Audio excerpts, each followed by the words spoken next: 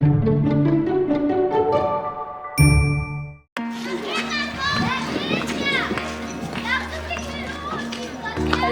my name is Natalia and I live in Zaleka refugee camp. And during the summer, I came to Star Cafe to learn.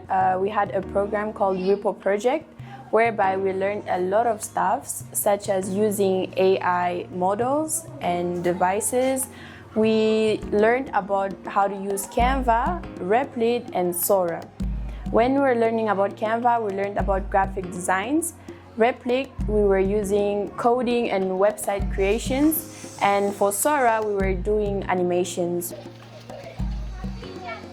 One day we had a workshop about mental health challenges, whereby we did the workshop for 3 days. We called friends and people. We did postures using the Sora and the Canva.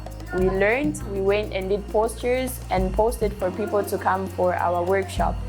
When we had the workshop, a lot of people came. They shared to us how to deal with mental health challenges and what challenges they have been facing here in the camp. So we talked about it, and then we also talked about the solutions we can do to help ourselves manage and get out of mental health challenges.